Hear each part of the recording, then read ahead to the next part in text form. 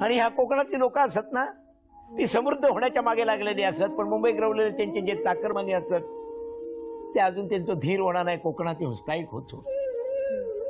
या दृष्टीने मी कोकणातल्या माझ्या भावबंधांना मी एकच आवाहन करीन, तुम्ही मुंबईत असाच, मुंबईत राहतात, कोणी व्हीआरएस घेतले ना, कोणी रिटायर झाले, त्या सगळ्यांना माझी एक हात जोडून कळकळीची विनंती असा, हो हात जोडून कळकळीची विनंती असा, जे माझे भाऊबंद मुंबईत जाऊन रवलेले असत, मुंबईत वास्तव्य करून असत, काबाड कष्ट करून स्वतःचा साम्राज्य निर्माण करण्याचा प्रत्येकाने प्रयत्न केलेला असा, पण मुंबईत आता काय रवलं नाही. हो, मुंबई आमची रवली नाही, लक्षात ठेवा. मुंबई केव्हाच परप्रांतीयांच्या हातात गेली, ते काही एक करू शकत नाही. आता भाषावर रचना झाली, प्रत्येकाक या ठिकाणी रवण्याचा हक्क असा, पण दुसऱ्याच्या हक्कावर पाय देण्याचा कोणाचाही हक्क नाही, याच मग सांगायचं असा.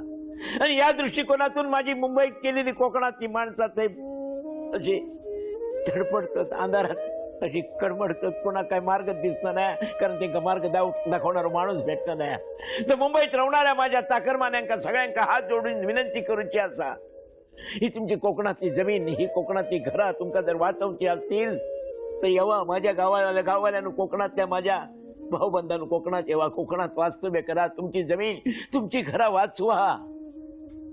नाहीतर बाहेरच्या गावातले लोक येऊन जमिनीने घरा काबीज करूक लागले, त्यांचा काय दोष नाही. तुम्ही जर घरा उघडी टाकून गेलास, जमीन जर मोकळी टाकून गेलास, तर ते सगळे घराने जमीन काबीज करतले. आणि काही वर्षांनी तुमची पिढी जर कोकणात रवा केली तर तुमका तांब्यो ठेवून सुद्धा जागा मिळतली नाही.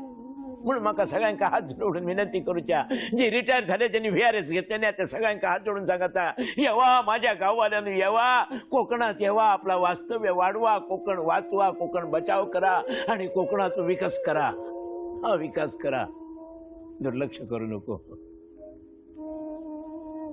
होच माझा संदेश आणि होच माझा उपदेश.